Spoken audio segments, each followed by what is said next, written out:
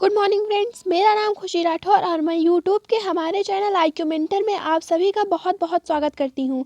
आज की तारीख है 19 दिसंबर 2020 और मैं आप लोगों के सामने लेकर आ रही हूँ एक बार फिर से करंट अफेयर्स के कुछ क्वेश्चंस और उससे रिलेटेड स्टैटिक्स सीखे जो हमारे होने वाले एग्जाम्स के पॉइंट ऑफ व्यू से बहुत ही ज़्यादा इंपॉर्टेंट है। अगर अभी तक आपने हमारे चैनल को सब्सक्राइब नहीं किया है तो लेटेस्ट अपडेट सबसे पहले पाने के लिए हमारे चैनल को सब्सक्राइब करें, साथ ही बेल आइकॉन पर प्रेस करें। अगर आप किसी कम्पिटिटिव एग्जाम्स की तैयारी कर रहे हैं तो हमारा चैनल आपके लिए मोस्ट इम्पॉर्टेंट है। चलिए बिना देर किए हुए पढ़ते हैं अपने करंट अफेयर्स के क्वेश्चंस की ओर। तो दोस्तों आज का हमारा पहला क्वेश्चन है, किस शहर के नेहरू जूलॉजिकल पार्क को ISO सर्टिफिकेशन मिला है? तो इसका सही ऑप्शन है दोस्तों हैदराबाद। जी हाँ दोस्तों, हैदराबाद स्थित नेहरू जूलॉजिकल पार्क को इसकी मानक कार्य प्रक्रियाओं के लिए ASCB द्वारा के UK द्वारा गुणवत्ता प्रबंधन मानक प्रमाणन मतलब क्वालिटी मैनेजमेंट स्टैंडर्ड सर्टिफिकेशन दिया गया है दोस्तों। बात करें दोस्तों हम अपने अगले क्वेश्चन की, तो किस देश के प्रधानमंत्री ने G7 समिट के लिए भारत के प्रधानमंत्री को आमंत्रित किया है? तो इसका सही ऑप्शन है दोस्तों ब्रिटेन। जी हाँ दोस्तों, ब्रिटेन के प्रधानमंत्री ने G7 समिट के लिए प्रधानमंत्री नरेंद्र मोदी जी को ब्रिटेन द्वारा मेजबानी की जाने वाली G7 समिट 2021 में शामिल होने के लिए आमंत्रित किया है दोस्तों। और इसके अलावा दोस्तों बोरिस जॉनसन 26 जनवरी को हमारे देश में मनाए जाने वाले गणतंत्र दिवस के अवसर पर बोरिस जॉनसन मुख्य अतिथि होंगे। बात करें दोस्तों ब्रिटेन के स्टैटिक्स जीके की, तो यहाँ पे ये देख लेते हैं पहले, ब्रिटेन और इंग्लैंड क्या अलग अलग हैं या फिर दोनों एक हैं? तो यहाँ पे देखिए दोस्तों, जो इंग्लैंड है वो सेपरेटेड कंट्री है और जो ब्रिटेन है वो अपने अंदर 3 कंट्रीज़ को कंटेन करता है, इंग्लैंड, स्कॉटलैंड और वेल्स। तो यहाँ पे बात करते हैं दोस्तों इंग्लैंड के, तो इंग्लैंड की राजधानी है लंदन और वहाँ की मुद्रा है पाउंड स्टार्लिंग और वहाँ के प्रधानमंत्री हैं बोरिस जॉनसन और इंग्लैंड के संसद का नाम है पार्लियामेंट। इसके अलावा दोस्तों इंग्लैंड की पुलिस ने 15वीं शताब्दी की मूर्तियाँ भारत को लौटाई है। भारतीय मूल के UK पुलिस की महिला अधिकारी मंजीव अटवाल को शाही सम्मान से नवाजा जाएगा दोस्तों। और इंग्लैंड के डेविड मलान ने T20 में सबसे ज़्यादा रेटिंग हासिल की है दोस्तों। और वायु प्रदूषण के कारण विश्व की पहली मृत्यु ब्रिटेन में दर्ज की गई है दोस्तों। और फाइजर का कोविड-19 टीका लगवाने वाली 90 साल की महिला ब्रिटेन की है दोस्तों। इसके अलावा दुनिया के सबसे आकर्षक शहरों की सूची में पहले स्थान पर दोस्तों लंदन है। बात करें दोस्तों हम अपने अगले क्वेश्चन की, तो किस राज्य ने किसानों के लिए किसान कल्याण मिशन शुरू किया है? तो इसका सही ऑप्शन है दोस्तों उत्तर प्रदेश। जी हाँ दोस्तों, उत्तर प्रदेश सरकार ने किसानों की आय को दोगुना करने के लिए एक विशेष कार्यक्रम शुरू करने की घोषणा की है।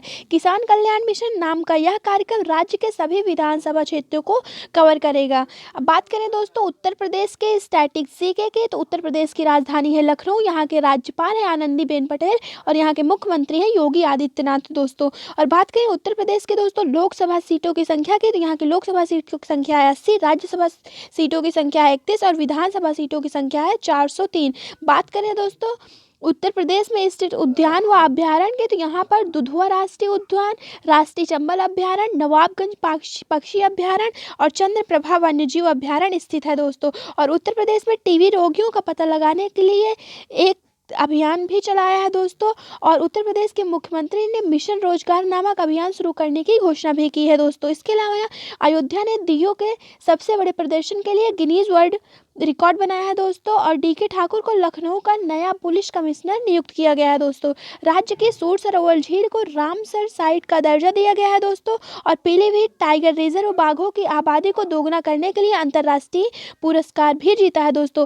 और अयोध्या हवाई अड्डे का नाम बदलकर मर्यादा पुरुषोत्तम श्री राम हवाई अड्डा रख दिया गया है दोस्तों। और उत्तर प्रदेश सरकार ने अगले 6 माह के लिए हड़ताल पर प्रतिबंध लगा एस्पा लागू कर दिया है दोस्तों। और 2 करोड़ से अधिक कोविड-19 टेस्ट करने वाला देश का पहला राज्य बन गया है उत्तर प्रदेश दोस्तों। इसके अलावा उत्तर प्रदेश राज्य ने द्वंद्वपुर रेलवे स्टेशन का नाम बदलकर मां बराही देवी धाम कर दिया है दोस्तों। इसके अलावा शिपिंग मंत्रालय ने सरयू नदी का पर रामायण क्रूज सेवा भी शुरू की है दोस्तों। बात करें दोस्तों हम अपने अगले क्वेश्चन की, तो NHAI के चेयरमैन सुखबीर सिंह संधू को कितने माह का एक्सटेंशन मिला है दोस्तों?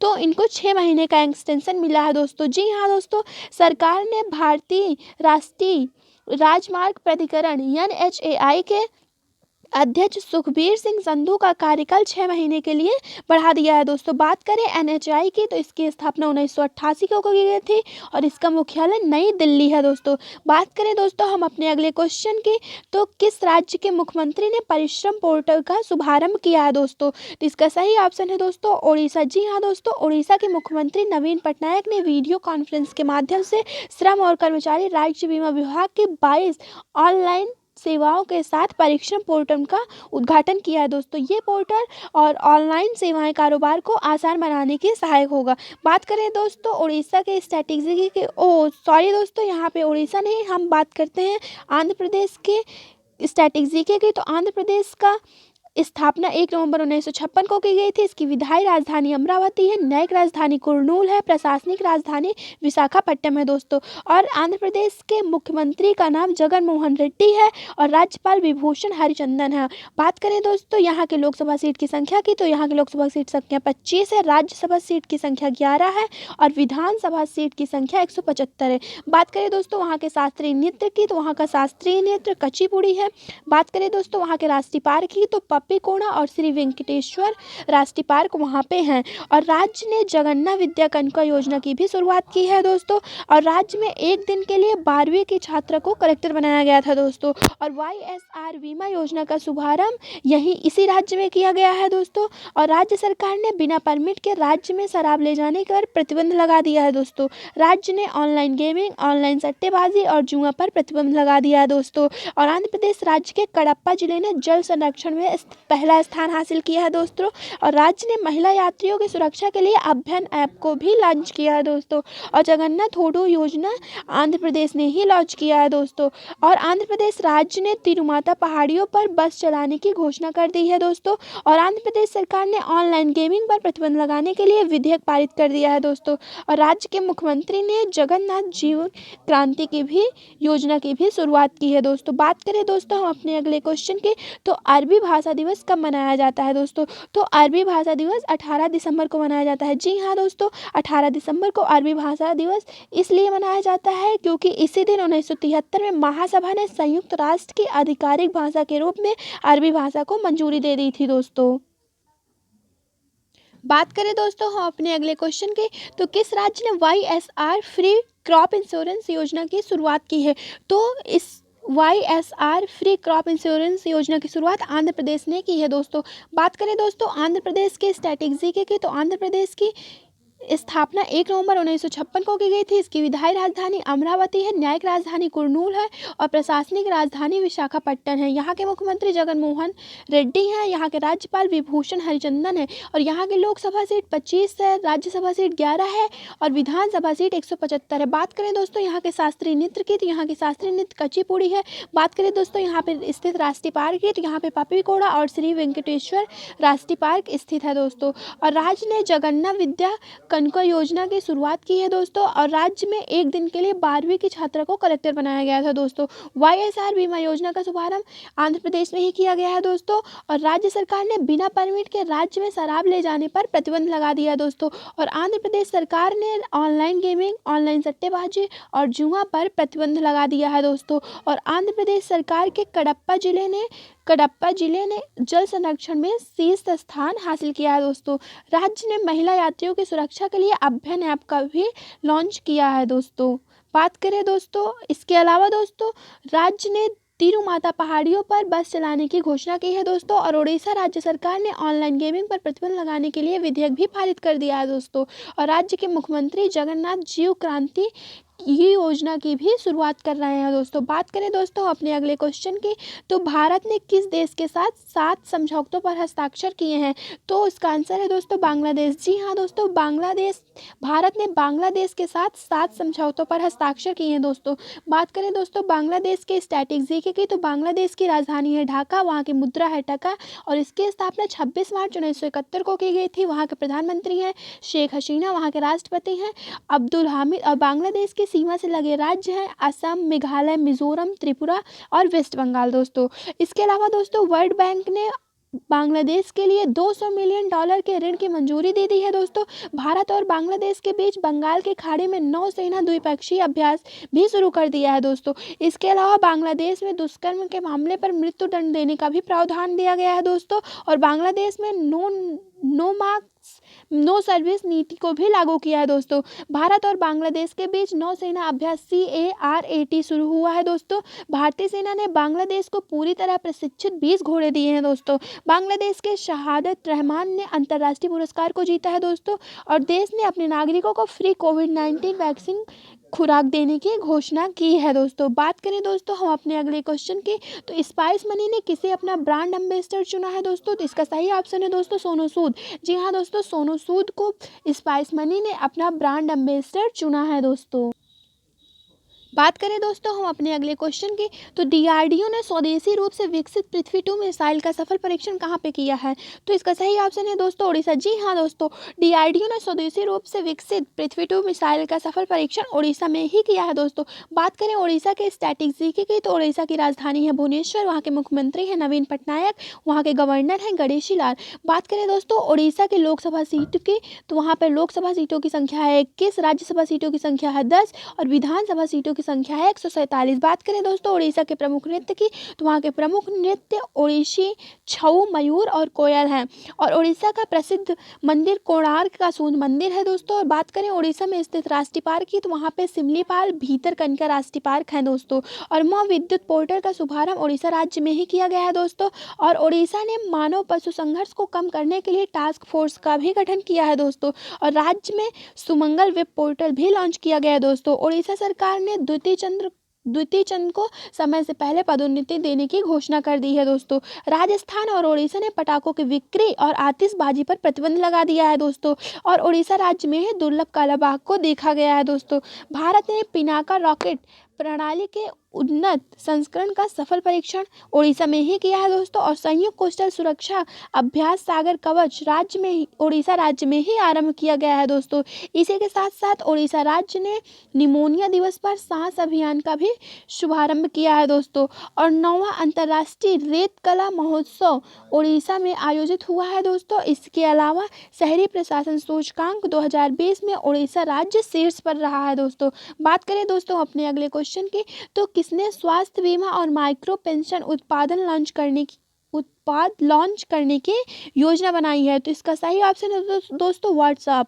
जी हाँ दोस्तों, व्हाट्सएप ने स्वास्थ्य बीमा और माइक्रो पेंशन उत्पाद लॉन्च करने की घोषणा की है दोस्तों। और व्हाट्सएप 3 मई 2009 को रिलीज हुआ था। और पेरेंट कंपनी है फेसबुक। और फेसबुक की स्थापना दोस्तों 2004 में की गई थी। और इसके संस्थापक है मार्क जुगरबर्ग दोस्तों। बात करें दोस्तों हम अपने अगले क्वेश्चन की, तो चोंग ई-5 यान चंद्रमा की सतह से पत्थर और मिट्टी के नमूने लेकर वापस लौटा है, तो वो चीन है दोस्तों। जी हाँ, चोंग ई-5 यान की मदद से चंद्रमा की सतह से पत्थर और मिट्टी लेकर चीन वापस लौटा है दोस्तों। बात करें चीन के स्ट्रैटेजी की दोस्तों, तो चीन की राजधानी है बीजिंग, वहाँ की मुद्रा है रेनमिनबी और राष्ट्रपति हैं शी जिनपिंग। चीन के पहले मंगल मिशन का नाम रियोनवेन फर्स्ट रखा गया था दोस्तों। और UN द्वारा जारी रिपोर्ट के अनुसार जलवायु आपदाओं से सबसे ज़्यादा प्रभावित देश चीन है दोस्तों। और चीन की मदद से दोस्तों पाकिस्तान ने लाहौर में पहली मेट्रो सेवा की शुरुआत की है दोस्तों। और दुनिया का सबसे बड़ा जनगणना अभियान चीन ने ही शुरू किया है दोस्तों। और दूसरे विश्व स्वास्थ्य एक्सपो का उद्घाटन चीन के वुहान शहर में किया गया है दोस्तों। और ITTF महिला विश्व कप खिताब चीन मेंग ने जीता है दोस्तों। और चीन के सेवानिवृत्त सैन्य कर्मियों को सहायता प्रदान करने के लिए एक नया कानून को अपनाया है दोस्तों। और चंद्रमा के लिए अपना पहला अंतरिक्ष यान चोंग ई-5 लॉन्च किया है दोस्तों चीन ने। चंद्रमा पर झंडा फहराने वाला दूसरा देश चीन बना है दोस्तों। और ऑप्टिकल स्टीरियो मैपिंग सैटेलाइट गोफेन 14 को सफलतापूर्वक लॉन्च करने वाला देश चीन है दोस्तों। और चीन देश के वैज्ञानिक ने विश्व का पहला क्वांटम कंप्यूटर बनाने का दावा किया है दोस्तों।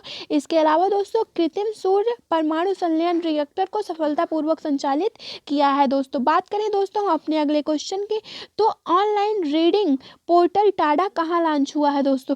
तो ये दिल्ली में लॉन्च हुआ है दोस्तों। बात करें दिल्ली के स्टैटिक जीके की, तो दिल्ली की राजधानी नई दिल्ली है दोस्तों, और यहाँ के मुख्यमंत्री अरविंद केजरीवाल है दोस्तों, और यहाँ के उपराज्यपाल अनिल बैजल हैं दोस्तों। बात करें दिल्ली की लोकसभा सीट की संख्या की, तो यहाँ की लोकसभा सीटों की संख्या है 7, राज्यसभा सीटों की संख्या है 3 और विधानसभा सीटों की संख्या है 70 दोस्तों।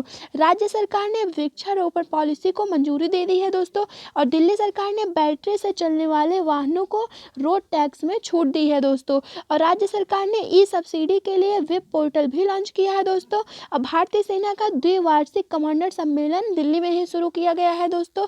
महाराष्ट्र के बाद दिल्ली ने खुली बीड़ी और सिगरेट की बिक्री पर प्रतिबंध लगा दिया है दोस्तों। और दिल्ली राज्य ने ही रेड लाइट ऑन गाड़ी ऑफ योजना को 30 नवंबर तक बढ़ाया है दोस्तों। और कोविड-19 के बीच दिल्ली ने घर घर जाकर सर्वे करने का फैसला भी किया है दोस्तों। इसके अलावा मास्क न लगाने पर 2000 रुपये का जुर्माना भी दिल्ली सरकार ने लगाया है दोस्तों। और सार्वजनिक स्थानों पर थूकने पर 2000 रुपये का जुर्माना भी लगेगा दोस्तों। दिल्ली में मास्क बैंक का उद्घाटन भी किया गया है दोस्तों। और राज्य सरकार ने इलेक्ट्रिक वाहन फोरम भी शुरू किया है दोस्तों। बात करें दोस्तों अपने अगले क्वेश्चन की, तो अंतर्राष्ट्रीय प्रवासी दिवस निम्न में से किस दिन मनाया जाता है? तो अंतर्राष्ट्रीय प्रवासी दिवस 18 दिसंबर को मनाया जाता है दोस्तों।